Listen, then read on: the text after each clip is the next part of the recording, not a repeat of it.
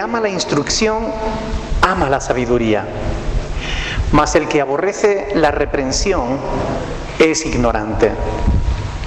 El bueno alcanzará el favor del Señor, mas Él condenará al hombre de malos pensamientos. Amén. Está ahí la palabra, el que ama la instrucción, ama la sabiduría. Y sabemos que la sabiduría, el principio de la sabiduría es el temor del Señor, ¿verdad? Pero el temor del Señor viene a través de la instrucción. Así que por eso estamos jueves tras jueves escudriñando las Sagradas Escrituras. Por ella conocemos mejor a Dios, nos conocemos mejor a nosotros mismos y por ella conocemos su voluntad para nuestras vidas. Así que alabemos y bendigamos el nombre del Señor. Aleluya.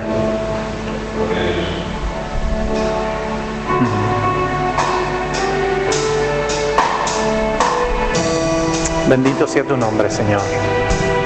Permítenos adorarte en esta tarde, acercarnos hasta tu trono de gloria y decirte que te amamos, porque tú nos has amado primero.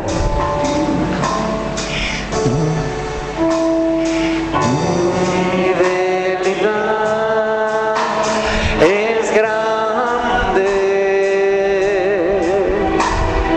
tu fidelidad incomparable. Nadie es como tú, bendito Dios. Grande es tu fidelidad. Una vez más. Tu fidelidad es grande. Es verdad, Señor. Tu fidelidad incomparable. Nadie es como tú, bendito Dios. Grande es tu fidelidad.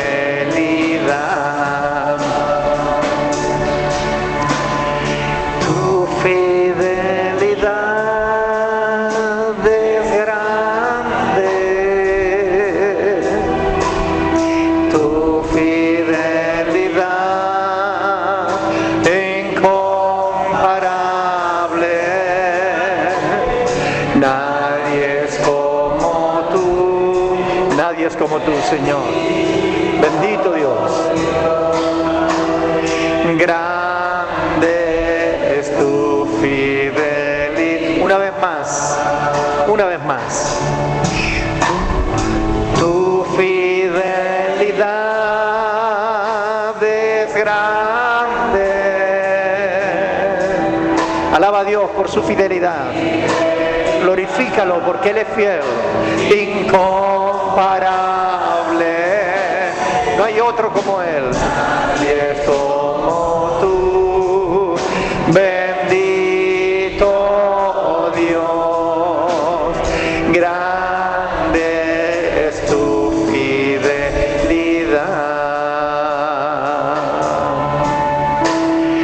Grande es tu fidelidad. Aleluya. Alguien que dé gracias al Señor por su fidelidad. Señor, en esta hora queremos agradecerte, Señor, que tú seas fiel, Señor, que las palabras, Señor. Gracias. Padre, gracias porque a pesar de que nosotros somos infieles, tú permaneces siempre. Amén. Padre, cómo no agradecerte, Señor, que cada día, Señor, podemos contar con tu presencia, Señor. Cada día podemos contar con tu ayuda, Señor. Gracias por bendecirnos. Aleluya. Padre, gracias por mi alma, Señor. Gracias por estar aquí siempre, Señor. Amén. Ya no te alaba, te bendigo. Sí, Señor. Muchas gracias, Señor. Gloria a tu nombre, Jesús. Gloria a tu nombre.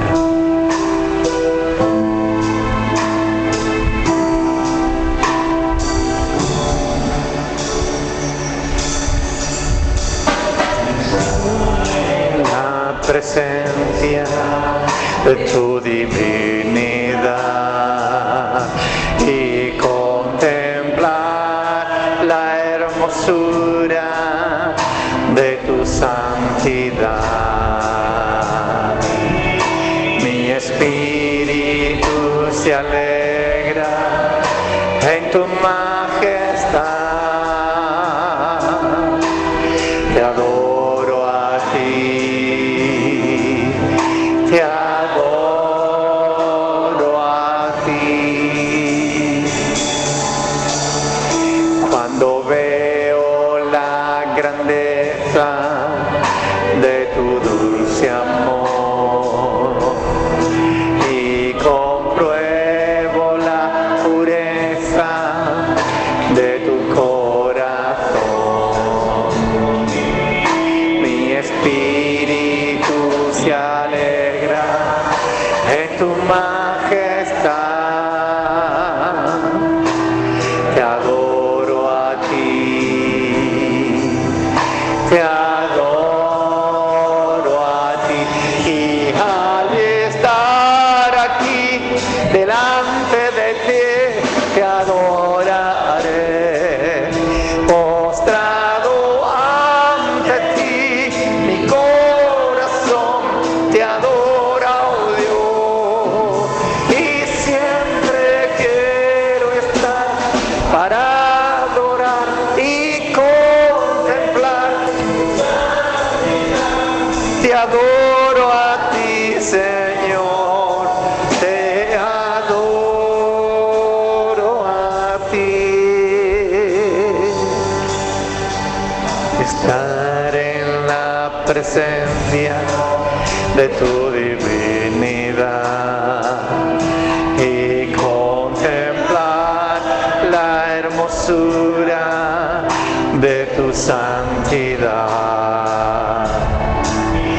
Mi espíritu se alegra en tu majestad.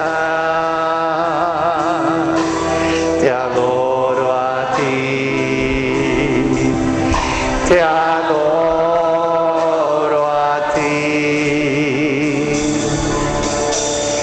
Cuando veo la grandeza de tu dulce amor y compruebo la pureza de tu corazón, mi espíritu en tu majestad.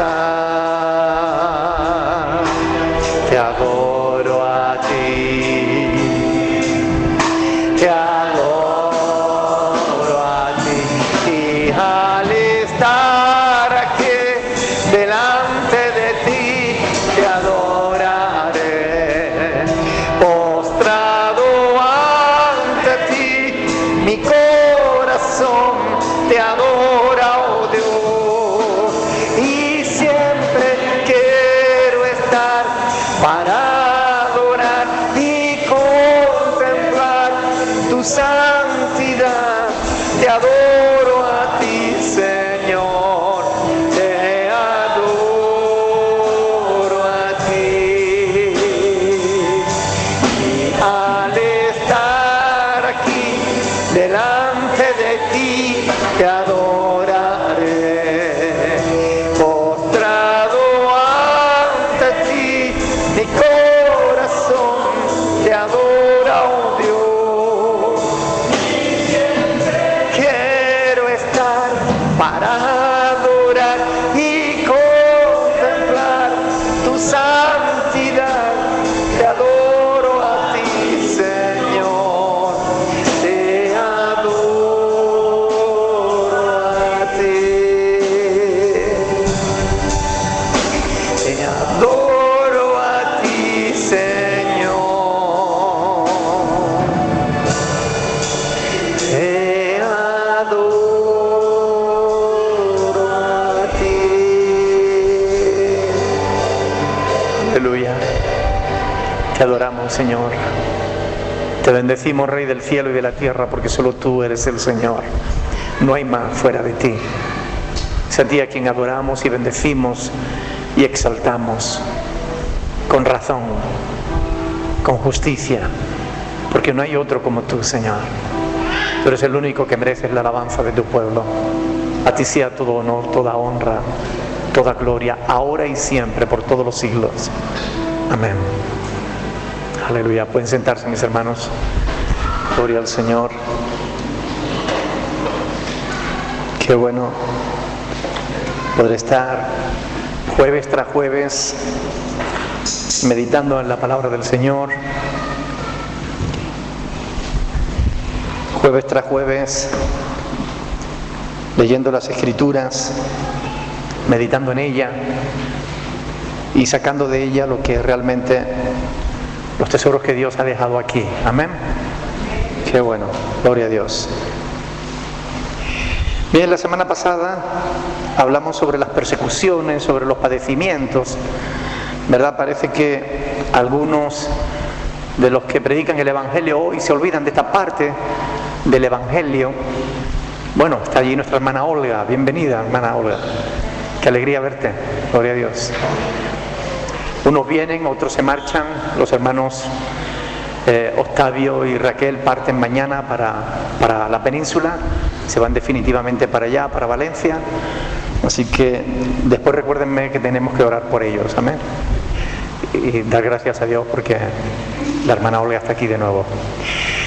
Decía que la semana pasada estábamos hablando de los padecimientos por causa de la fe, algo que se nos ha escondido últimamente en la predicación del Evangelio, ¿verdad? Pero vemos que la palabra de Dios nos habla con claridad de esto. Si queremos alabar a Dios, si queremos seguir a Dios, si queremos agradar a Dios, tarde o temprano vamos a tener que padecer por causa de la fe, ¿ok? Y es parte del padecimiento, o sea, es parte de la vida cristiana. No hay que huir de eso. La palabra nos dice: bienaventurados somos, ¿verdad?, cuando por causa de la fe nosotros padecemos. Ahora bien, volviendo a Hechos, nos quedamos en el capítulo 23. Hay un pequeño acople, Óscar, si puedes bajarle un poquito el volumen quizás o algo para que haya menos. El capítulo 23 nos quedamos en los versículos 23 y 24.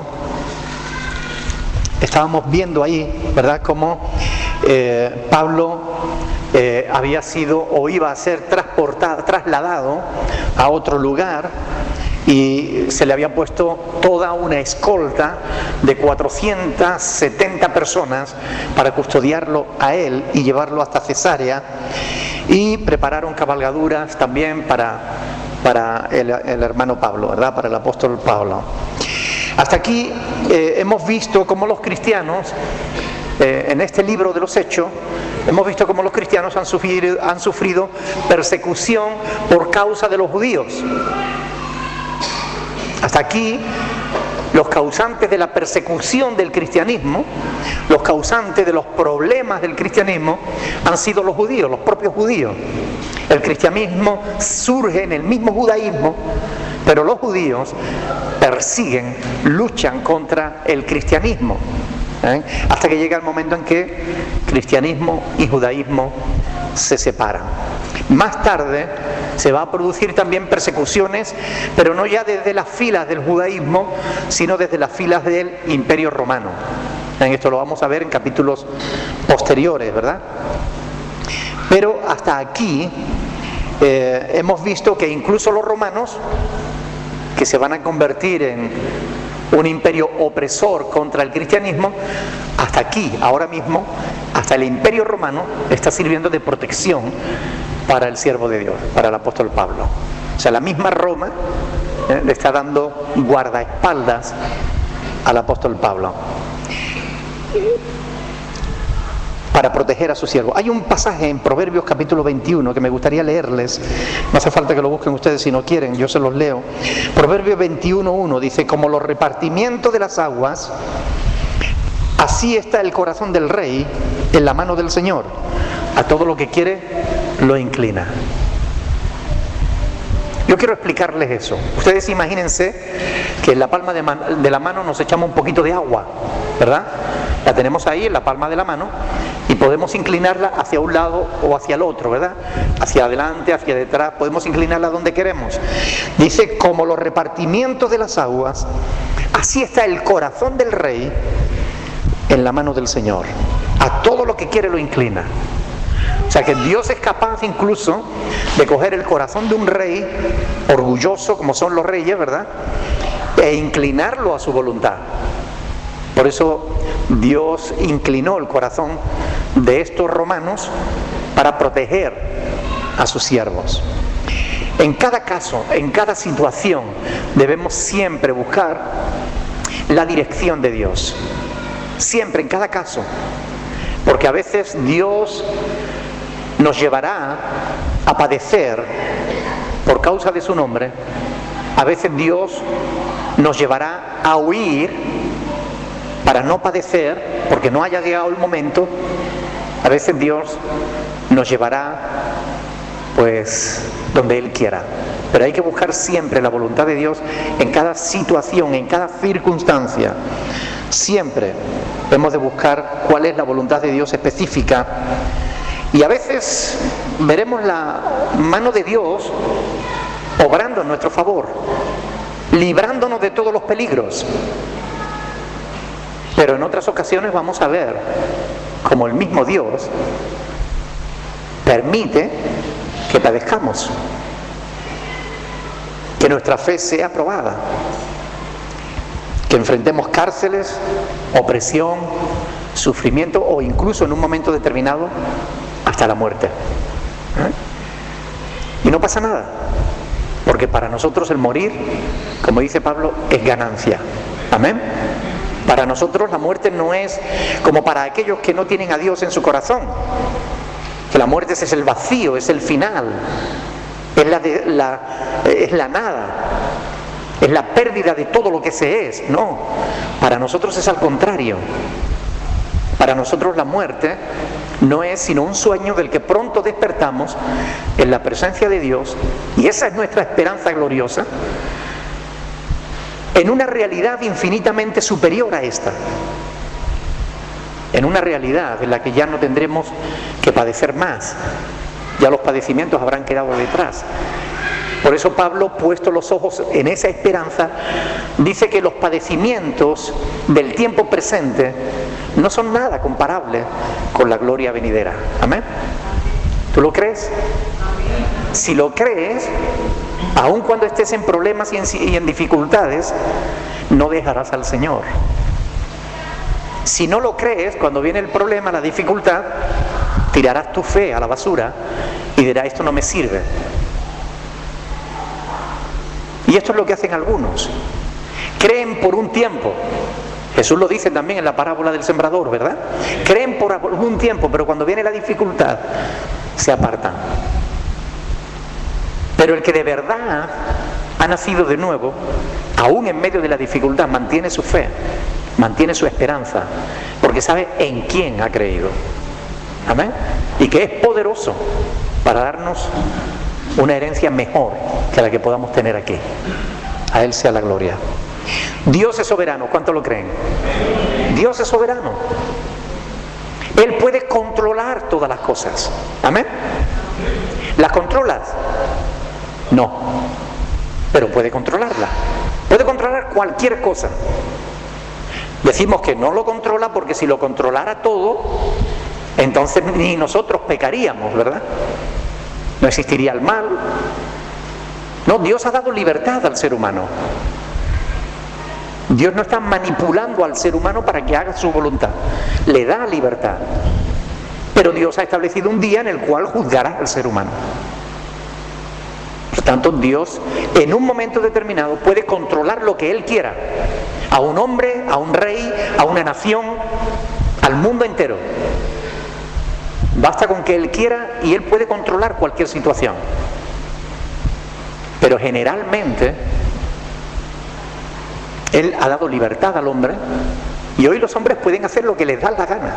De hecho, algunos lo hacen como si no tuvieran que dar cuenta, y ahí es donde se equivocan, porque todos nosotros tendremos que dar cuenta delante del Señor. Amén. Esta es la realidad que la palabra de Dios nos enseña. ¿A qué hora salieron esta cabalgadura, este ejército? ¿A qué hora salieron y hacia dónde se dirigieron?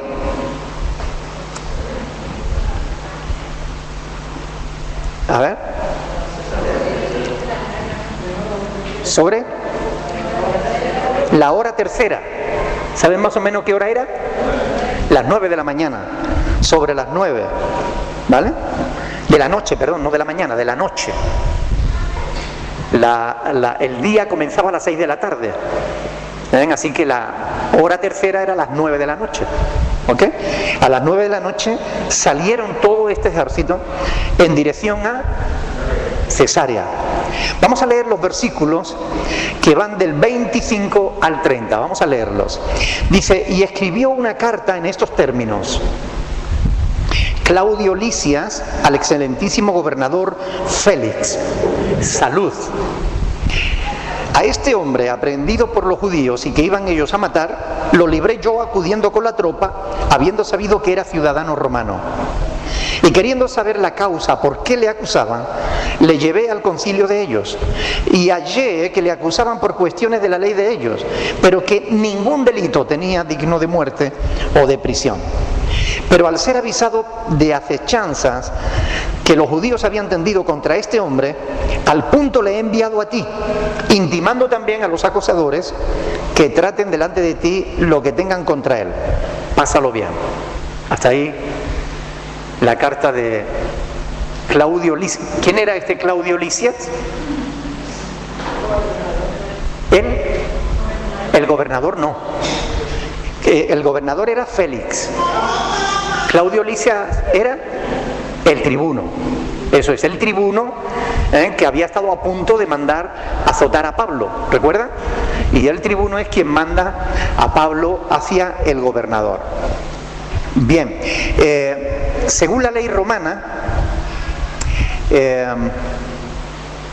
cuando un oficial inferior remitía a un acusado superior, a un superior, cuando tenía que mandar a un preso a un superior, tenía que redactar una carta de presentación exponiéndole el caso. Esto es lo mismo que más adelante tendrá que hacer Festo cuando envía a Pablo directamente a Roma. Vamos a ver en el capítulo 25, versículo 25-26, dice: como no tengo cosa cierta que escribir a mi señor, es decir, a César, le he traído ante vosotros y mayormente ante ti, oh rey Agripa, para que después de examinarle tenga yo que escribir. Porque ellos tenían que escribir una carta. Si iba a mandarlo a Roma, al mismísimo César, Festo tenía que explicar por qué lo enviaba. Y así, de igual manera, Claudio Lisias, a la hora de enviarlo al gobernador Félix, tuvo que escribir una carta explicándole por qué se lo enviaba. Ahora, lo importante aquí es que yo creo que el tribuno como que escurrió el bulto, ¿no? Como que se libró de un problema que realmente era desagradable para él, ¿no? ¿Verdad que mucha gente tratan así el Evangelio? Como una patata caliente. Cuando le hablas a alguien del Señor, sí, bueno, pero como que quema, ¿no? Quema. Es un asunto que no... Pásaselo a otro, háblale a ese lo necesita más que yo. ¿Te han dicho eso alguna vez? A mí me han dicho. Y yo le he dicho: ¿y tú qué? ¿Que no te vas a morir o qué? Todos vamos a tener que dar cuenta, ¿no? Así que todos debiéramos tener la paciencia necesaria para tratar sobre las cuestiones de fe, ¿no? Pero hay algunos que no. Algunos, nada más que comenzamos a hablar del Señor, como que le entra prisa, ¿no? No, mira, perdona, que es que no me acordaba que tengo cosas que hacer, ¿verdad? No quieren saber nada. Otros a lo mejor pues dan carpetazo al tema con alguna broma o dando un cambio de tercio, ¿no? Hablando de otros temas que nada tengan que ver. En su carta, este tribuno, Claudio Lisias, se abroga el mérito de haber salvado a Pablo porque era romano. Fíjense en el versículo 27. A este hombre, aprehendido por los judíos y que iban ellos a matar, lo libré yo, estaba colocándose una medalla, cuando acudiendo con la tropa, habiendo sabido que era ciudadano romano. La pregunta es: ¿ocurrieron las cosas así? ¿Verdad que las cosas no sucedieron de esa manera? ¿Por qué lo escribió así? Para quedar bien delante del gobernador, ¿verdad? ¿Cuántas veces decimos cosas que no son para quedar bien?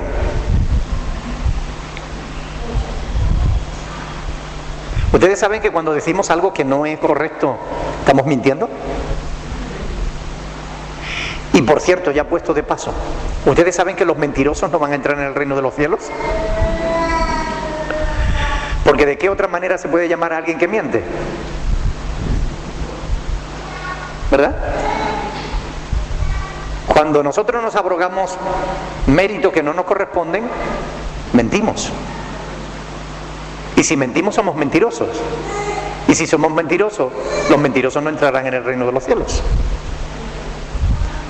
A veces nosotros no le damos importancia. Bueno, una mentira de nada, una mentiriquilla. Es una mentira piadosa. No existe la mentira piadosa. Las mentiras todas son paganas. No hay mentira sagrada. Todas son sucias mentiras. Bueno, aquí él lo presentó de esta manera porque indudablemente quería colgarse la medalla de que él lo había librado sabiendo que era judío, sabiendo que era ciudadano romano.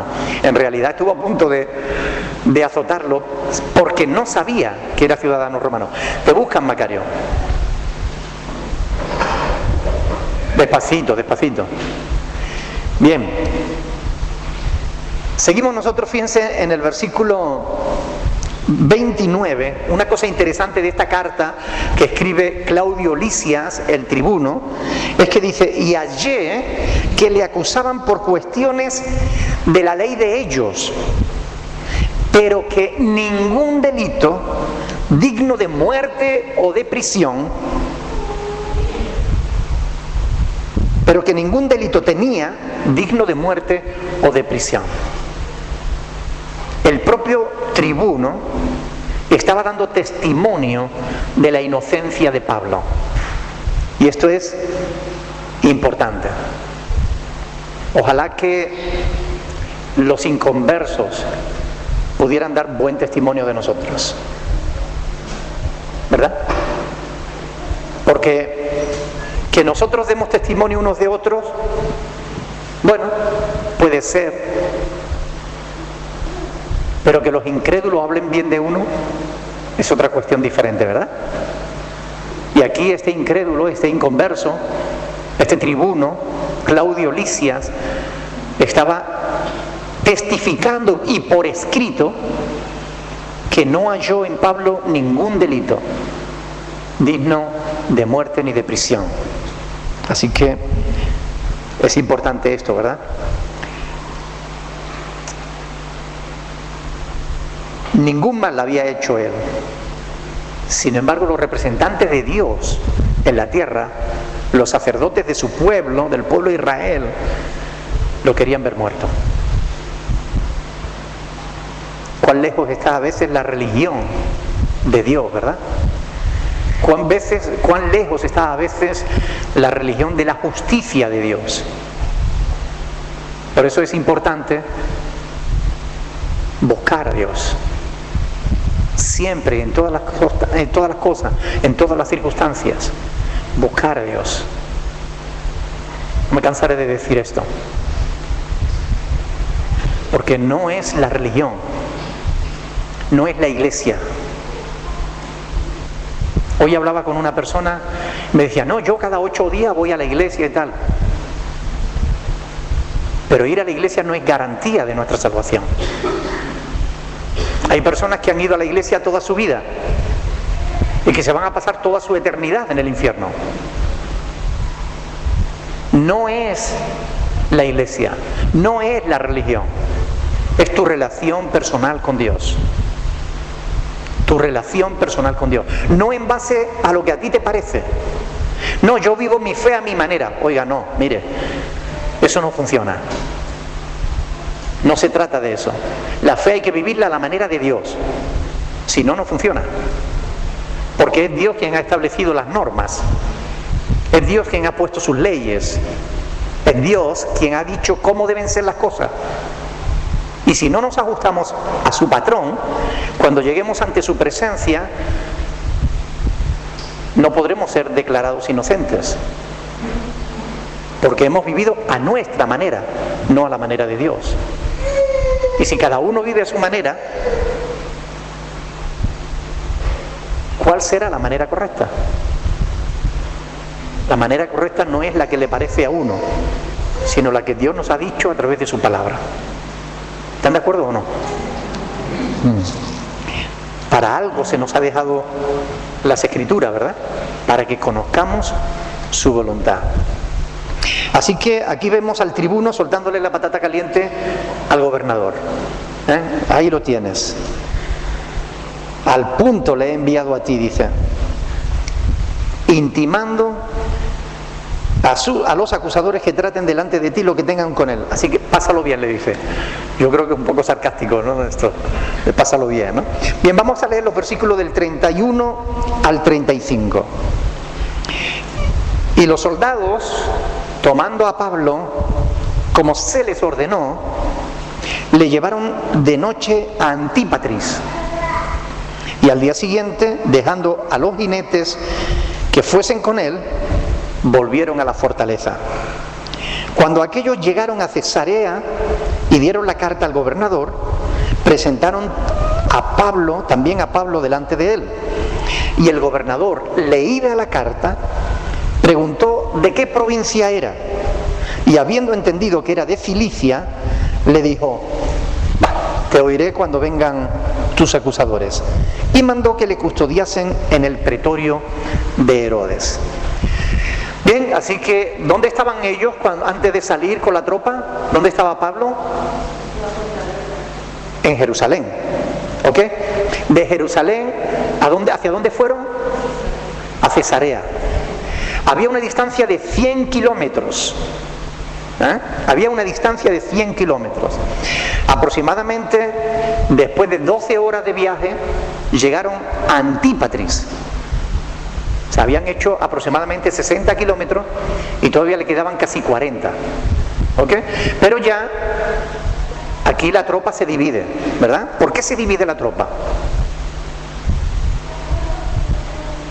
Porque con Pablo siguen adelante los 70 jinetes, pero el resto de la fuerza se vuelven otra vez para Jerusalén.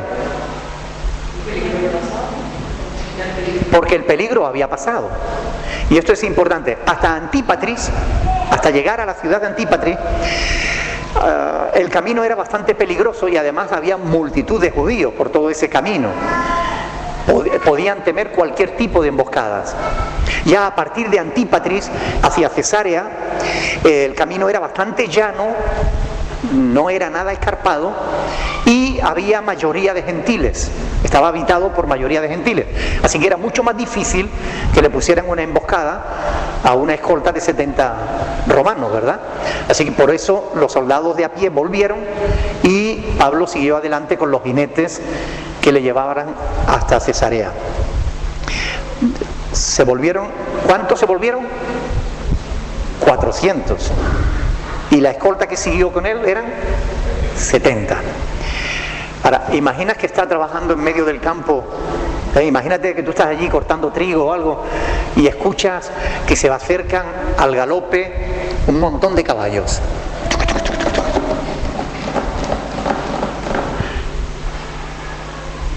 Un montón de gente, ¿no? Y los ve pasar como levantando una polvareda, ¿no? 70 o 80, no sabemos cuántos iban allí. Eran 70 romanos, pero iba Pablo y no sabemos si le acompañaba a alguien más. 70 o 70 y tantos caballos al galope, levantando una enorme polvareda. Te preguntaría ahí, ¿quién es?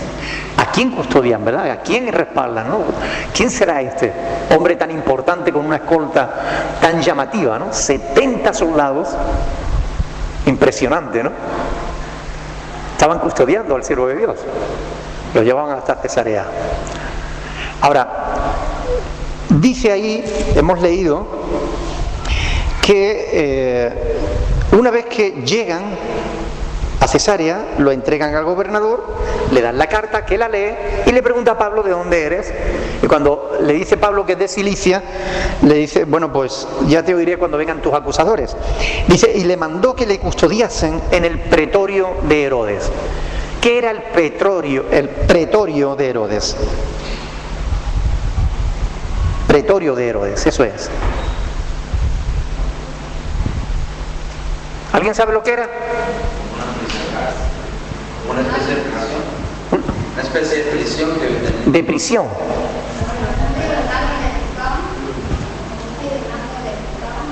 Un tribunal, no. Un palacio. Era un palacio que había construido Herodes el Grande y que servía justamente de lugar de residencia para los procuradores romanos. Así que le llevan al pretorio de Herodes, que era poco más o menos donde estaba el mismo gobernador, el palacio donde vivía el gobernador, pero contiguo. Ahí estaba custodiado Pablo. Y va a esperar a que vengan sus acusadores. En estos capítulos de Hechos vamos viendo cómo la oposición judía, desde el principio, el cristianismo se tiene que enfrentar a la oposición judía, y cómo la oposición judía persiste en perseguir al apóstol Pablo, hasta que consiguen su encarcelamiento, ¿verdad? A pesar de que gran parte del Sanedrín reconocía que no había hecho nada malo. ¿Recuerdan cuando los fariseos dijeron ningún mal hallamos en este hombre? Y los fariseos eran mayoría dentro del Sanedrín. Sin embargo, aunque gran parte del Sanedrín reconocía que no había hecho ningún mal, persistían en perseguirle.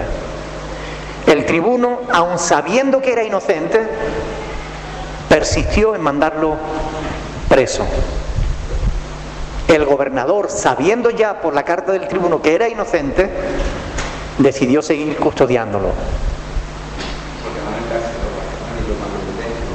¿Perdón? Porque se cree que no lo encarceló y lo mandó dentro. ¿A un templo? ¿Qué privilegio ¿Al palacio? ¿Qué privilegio tenía?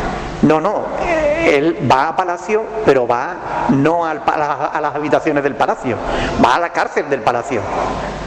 Él va a ser custodiado en el pretorio de Herodes, pero él va a estar en la cárcel hasta que vengan sus acusadores. Entonces los acusadores, porque es importante tener en cuenta esto, ¿no? Que a pesar de todo eso, a pesar de que el Sanedrín sabía que era inocente, de que el tribuno sabía que era inocente, de que el gobernador sabía que era inocente, a pesar de todo eso, Pablo seguía preso. ¿Y por qué causa? ¿Porque era un malhechor? ¿Porque era un ladrón? ¿Estaba preso por homicida? Estaba preso por causa del Evangelio nada más. Preso por causa del Evangelio. Así que el gobernador cita a Pablo al juicio para cuando vengan sus acusadores. Ahora, ¿cuánto tiempo tuvo Pablo que esperar a que vinieran los acusadores? 5 días. O sea que no esperó mucho, ¿verdad? En 5 días los acusadores, los sacerdotes, los ancianos del Sanedrín, los miembros del Sanedrín vinieron hasta la casa del gobernador para acusar a Pablo, y no venían solos. Vamos a leer los versículos del capítulo 24 del 1 al 9. 24 del 1 al 9. Dice: 5 días después descendió el sumo sacerdote Ananías con algunos de los ancianos y un cierto orador llamado Tértulo, y comparecieron ante el gobernador contra Pablo.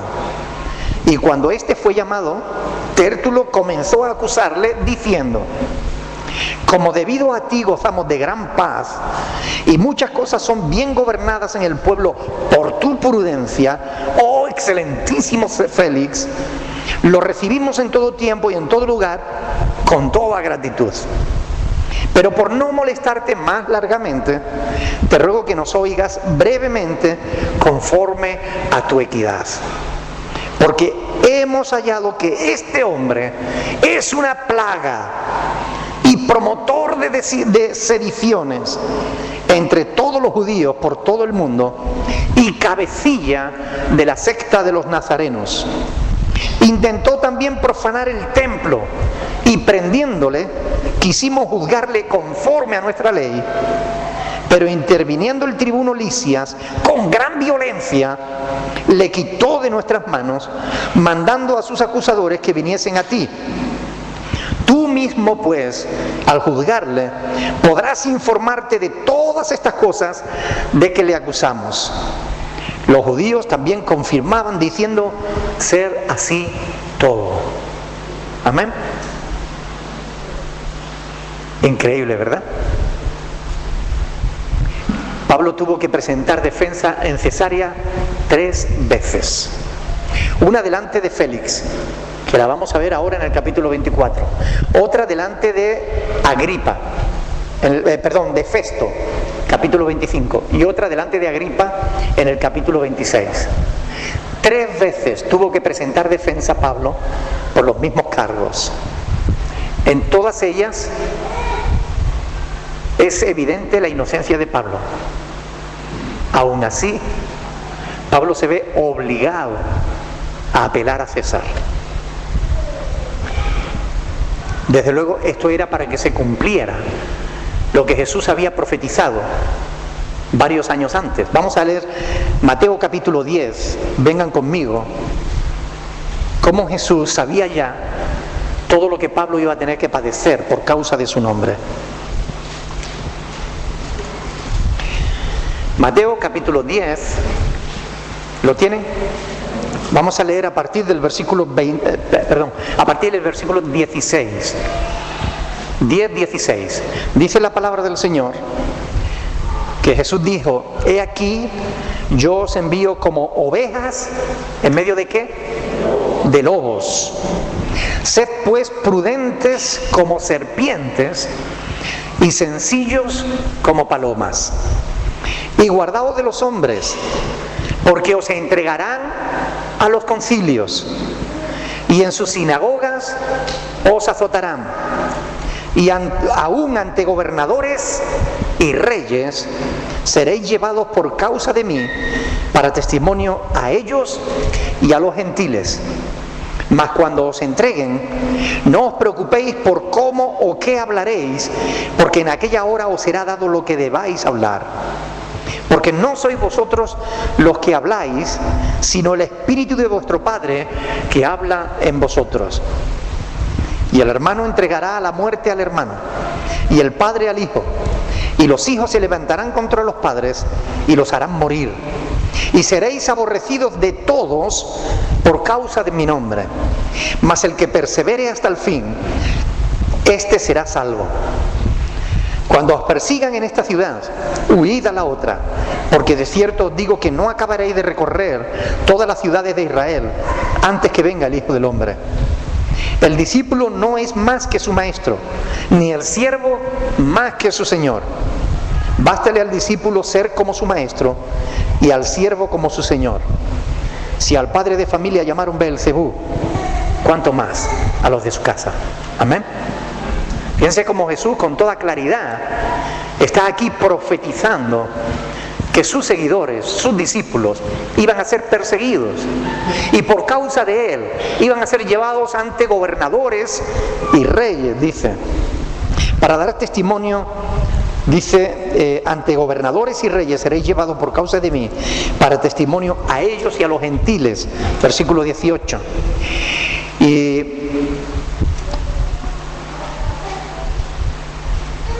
también dice: seréis aborrecidos de todos por causa de mi nombre, mas el que persevere hasta el fin, este será salvo. Hoy en día la iglesia no busca ser aborrecidos de todos, busca agradar a todos.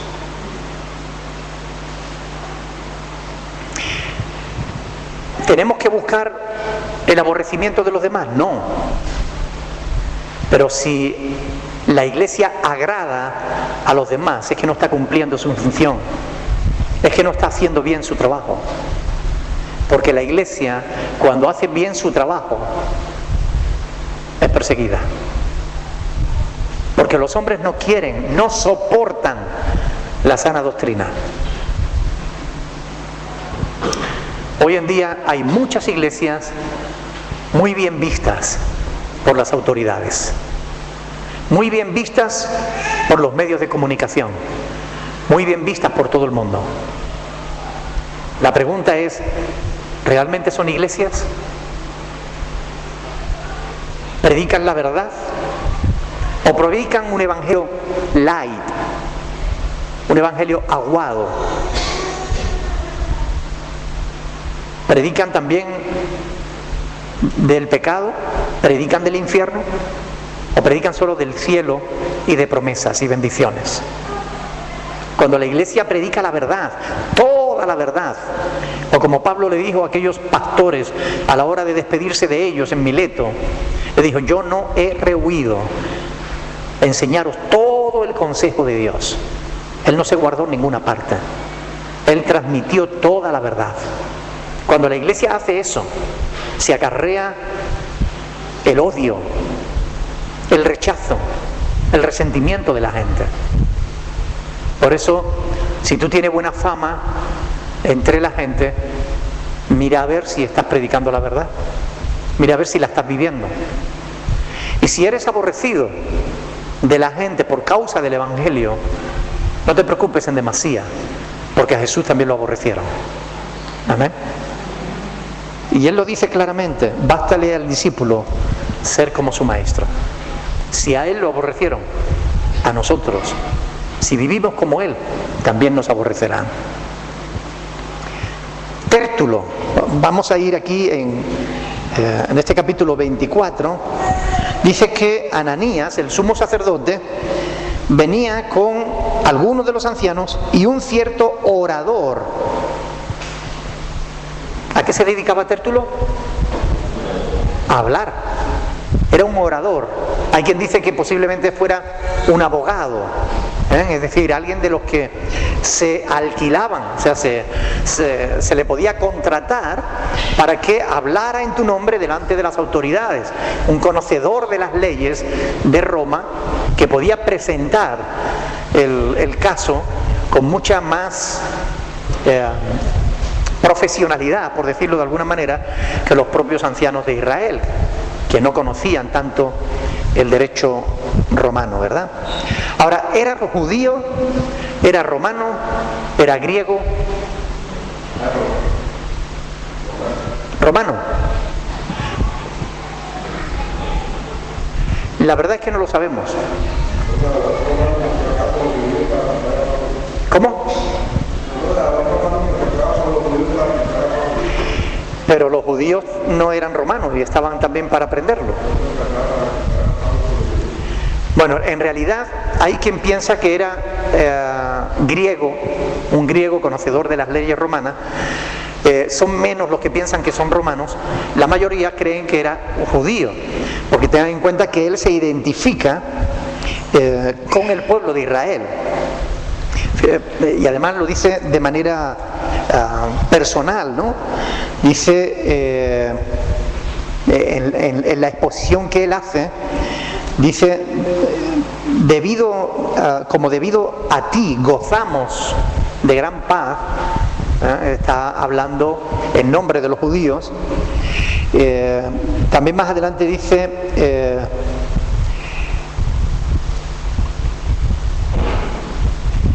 quisimos juzgarle conforme a nuestra ley, conforme a la ley judía, pero él está hablando en nombre de los ancianos. Entonces, puede que fuera judío. Personalmente yo creo que fuera judío, pero en realidad no es importante el origen de este hombre. Lo que sí es evidente es que si nos fijamos en su persona y en la exposición que él hace del caso de Pablo, ¿era una persona íntegra o no? No, porque estaba mintiendo. Claramente estaba mintiendo. Lo bien que habla de Félix, ¿verdad? Del procurador, del gobernador, perdón. Lo bien que habla de él, ¿verdad? como debido a ti gozamos de gran paz. Es verdad que Félix había pacificado la zona porque había acabado con el bandidaje. Lo que pasa es que los historiadores, concretamente Tértulo es el orador.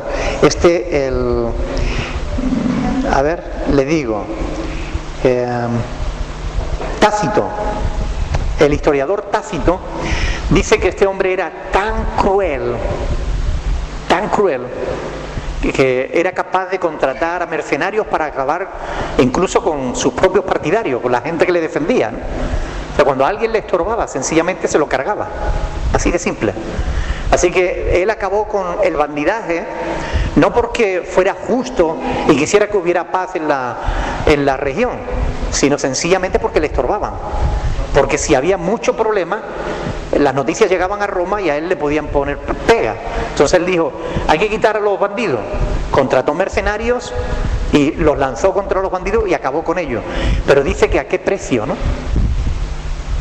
Fue terrible la matanza que hizo este hombre, ¿no? Ahora,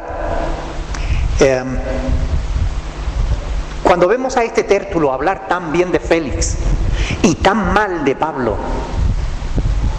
¿qué debe enseñarnos esto?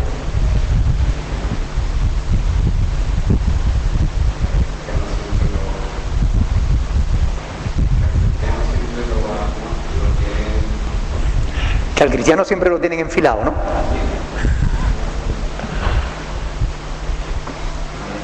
Me viene una palabra que me dijo un anciano un día. Me dice, los abogados se pasan determinado tiempo, tanto tiempo estudiando para darle la razón a la parte, más o menos mintiendo para darle la razón. La cuestión es que cuando uno ve a este hombre, orador profesional, hablando tan bien de Félix, sabiendo por los historiadores que Félix era un esclavo, el primer esclavo que llegó a ser gobernador de una región, nació esclavo, pero como uno de los favoritos de Nerón era hermano de él, de Félix, cuando hablamos de uno de los favoritos me refiero a uno de los amantes de Nerón, era el hermano de este Félix. Primero consiguió la liberación de Félix y después consiguió que le concediera nada más y nada menos que una región para poder gobernarla. O sea, fue el primer esclavo que de esclavo llegó a gobernador en Roma, porque su hermano era amante del César. Por eso él era celoso de su posición social y por eso él hacía cualquier cosa que tuviera que hacer por tal de que no le quitaran el puesto. A mí lo que me dice esto es que cuando alguien aplaude a una mala persona y habla mal de una buena persona, lo que me dice es que no tenemos que preocuparnos cuando alguien hable mal de nosotros, si es por causa de nuestra fe. Ni envidiemos a aquel que aplauden siendo malo. No lo envidiemos. Porque la aprobación que tenemos que buscar no es la de los hombres. La aprobación que debemos buscar es la de Dios. Pablo le dice a Timoteo, procura presentarte a Dios como obrero aprobado. Obrero aprobado, que no tiene de qué avergonzarse, que usa bien la palabra de verdad. En Gálatas capítulo 1, fíjense lo que dice el apóstol Pablo aquí. Él presenció cómo se sentiría Pablo escuchando a este hombre.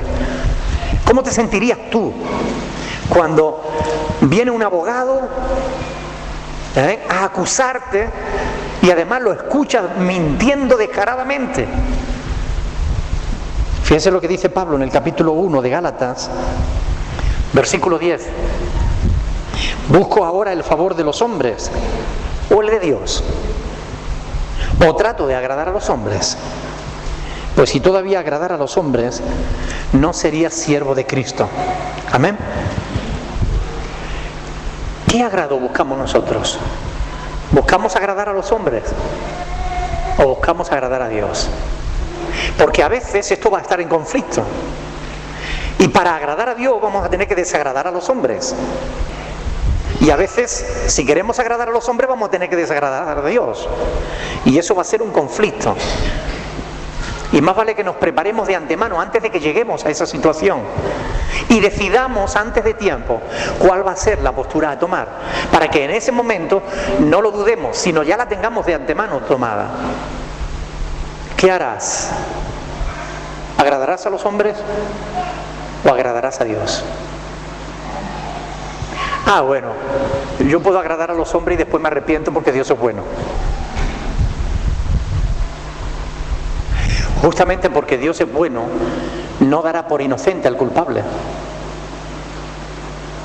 ¿Han oído eso? Justamente porque Dios es bueno, no puede declarar inocente al culpable.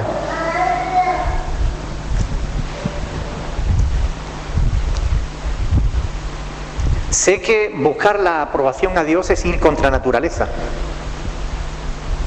Porque nosotros, desde que nacemos, buscamos la aprobación de la gente que nos rodea.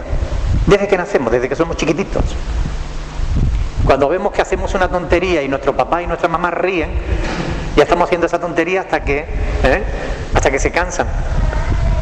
¿No has visto los niños chiquititos? Cuando ven que hacen algo que agrada a los mayores, cuando ellos han hecho algo malo, hacen eso para cambiar la actitud de los mayores para con ellos, ¿verdad? Sí o sí. Desde chiquititos buscamos la aprobación de aquellos que nos rodean. Eso va en nuestros genes. Pero agradar a Dios, eso no va en nuestros genes. Eso va contra nuestra naturaleza pecaminosa. Así que vamos a tener que enfrentar eso. Y más vale que tomemos la decisión antes de tener que hacerlo, porque de lo contrario, después nos va a costar mucho más. Ahora, ¿era sincero Tértulo con los halagos que le hizo a Félix? ¿Por qué no?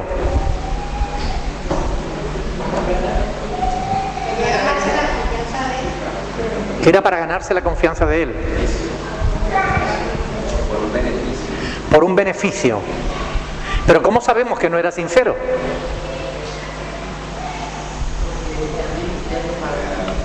Porque decía mentiras de Pablo. Claro, porque estaba mintiendo contra Pablo. Claro, y además también que estaba diciendo mentiras de Félix. Oh, excelentísimo y no sé qué, y gracias a ti y no sé cuánto. Es evidente que estaba mintiendo, ¿verdad? Por la palabra de Dios y por los historiadores de la época, sabemos que el pueblo judío no se llevaba bien con los romanos. No querían saber nada de los romanos. Tértulo dice que gracias a Félix gozaban de gran paz. Tácito, el historiador romano, dice, ejercía prerrogativas de un rey con el espíritu de un esclavo. Con la crueldad más grande, recurriendo a toda clase de crueldades y lascivias. Suetonio, otro historiador, lo describe como el marido de 3 reinas, una de las cuales es Drusila. La tenemos aquí en el versículo 24 del capítulo 24. Dice, algunos días después, viniendo Félix con Drusila, su mujer, en realidad con una de sus mujeres.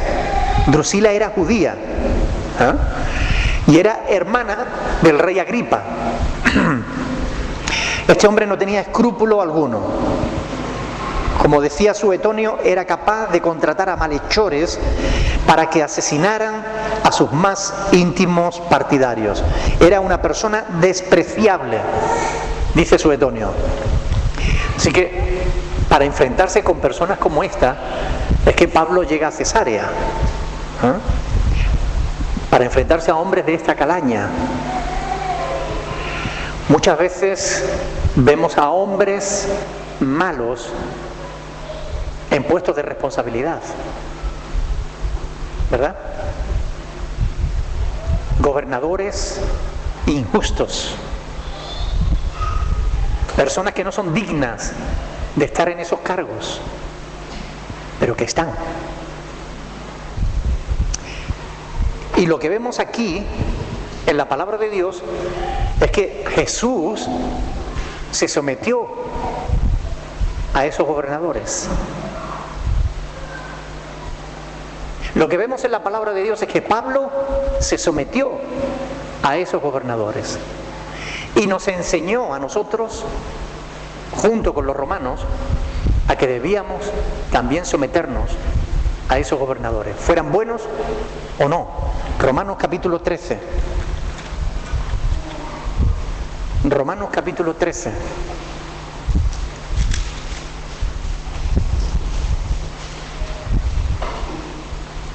Sométase toda persona a las autoridades superiores, porque no hay autoridad sino de parte de Dios, y las que hay por Dios han sido establecidas.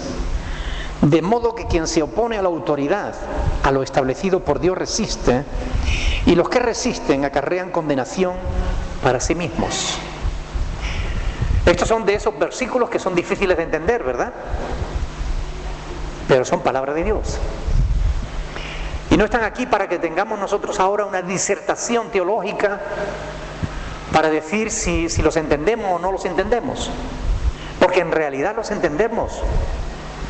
La cuestión es que nos cuesta someternos. ¿Es cierto o no? Cuando los hombres rechazan la palabra de Dios, no la rechazan porque no la entiendan, sino porque no les gusta lo que dice, porque les gustaría que dijera otra cosa. Pero la palabra de Dios dice lo que dice. Jesús nos dio ejemplo, Pablo nos dio ejemplo, y además nos enseña que debemos hacerlo así. Así que aunque no nos guste, nosotros tenemos que someternos a las autoridades en todo aquello que no vaya contra lo establecido por Dios en su palabra. Es decir, si lo que me piden es que yo renuncie a mi fe, no me voy a someter a las autoridades. Yo voy a seguir manteniendo mi fe, porque nadie tiene autoridad sobre mi conciencia, sino yo. ¿Amén? Ahora, si me piden que pague impuestos, lo voy a tener que pagar. Si me dicen que yo pues no puedo estar en tal plaza y me tengo que ir, pues me iré de esa plaza, pero me iré a otra. ¿Me entienden? Nos tenemos que someter a las autoridades en aquello en lo que realmente no vaya contra la voluntad de Dios.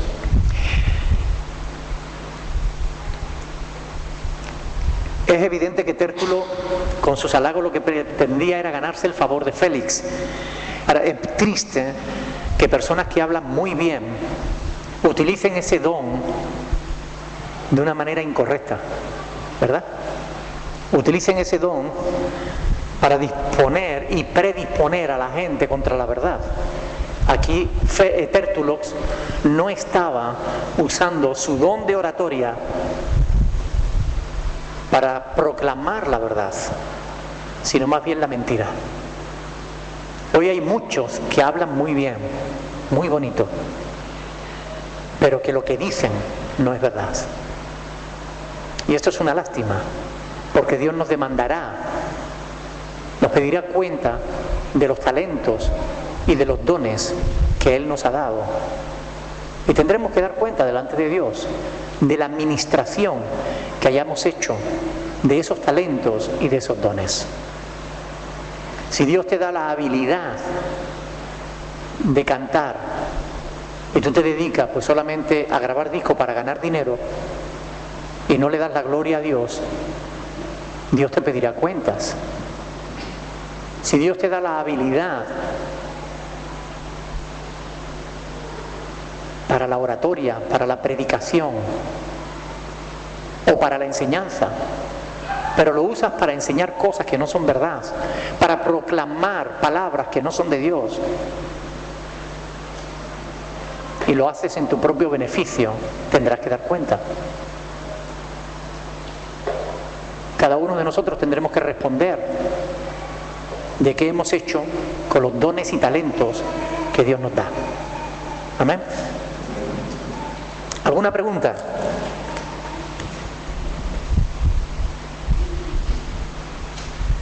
La palabra del Señor dice: mas yo digo que de toda palabra ociosa que hablen los hombres, de ella darán cuenta en el día del juicio. Porque hay un juicio en el que se nos juzgará aún por lo que hemos dicho. Por tus palabras serás justificado y por tus palabras serás condenado, dice la palabra de Dios. O como dice el refrán, por la boca morirá el pez, ¿verdad? Bueno, vamos a dejarlo aquí, se nos ha ido el tiempo. ¿Alguna pregunta antes de que terminemos? ¿No hay preguntas? Bien, pues entonces lo dejamos aquí. Para la próxima semana, si Dios quiere, seguiremos con Hechos de los Apóstoles, capítulo 24. Ahora vamos a ponernos de pie, vamos a darle gracias al Señor por su palabra, porque Él es bueno, porque para siempre es su misericordia. Vamos a pedirle al Señor que Él nos ayude a hacer un buen uso de nuestra lengua. Amén. Que no seamos como Tértulo, sino que usemos nuestra palabra para agradar a Dios antes que a los hombres, para decir la verdad en vez de la mentira, para que hagamos lo que Dios quiere y no lo que queramos nosotros. Amén. Vamos a orar al Señor y vamos a pedirle al Señor que Él bendiga a Octavio y a Raquel también, que salen mañana para la península, viajan para Valencia con la familia. Yo viajo también mañana para la península, estaré hasta el lunes. El domingo hay un culto hermoso aquí, los caballeros van a celebrar un culto impresionante, yo lo estaré viendo por internet, así que veré quién falta y quién no falta. Y lo más importante, lo verá Dios. Amén. Así que espero que no falte ninguno. Bien, vamos a orar al Señor y vamos a pedirle al Señor que Él nos despida con su paz y con su bendición. Y que Dios bendiga a esa familia. Hermano Óscar Eduardo, con voz fuerte y potente, ¿puede orar, por favor? Señor, y por ese descanso, te damos gracias por esta noche, Señor. Gracias por la oportunidad que nos da de aprender tu palabra, Señor. Gracias porque tu día a día nos pones ejemplos, Señor, de cómo debemos comportarnos, Señor. Amén, Padre. Y que no importa el problema, Señor, sino la actitud que tengamos, Señor, frente a los problemas de la vida. Te damos gracias por tu palabra, Señor, porque vive en casa de la gloria. Sí, Señor. Te damos gracias también, Señor, por nuestro hermano Raquel, por nuestra hermana Raquel, por nuestro hermano Octavio, Señor. Gracias por su testimonio, Señor. Gracias por tu ayuda en la iglesia, Padre. Amén. Bendícelo, Señor, donde quiera que vayan, Padre Santo, que sean luz, Señor, donde quiera que estén. Amén, Padre. Seas tú proveyendo de todas tus necesidades. Sí, Señor. También te pongo delante de ti y te haré nuestro pastor, Señor, que seas tú también bendiciendo desde la grande valle, Padre Santo, que seas tú ayudándole en todo lo que te pida. Amén. Jesús, amén, amén. Amén, Señor. Dios te bendiga. Dios le bendiga, mis hermanos.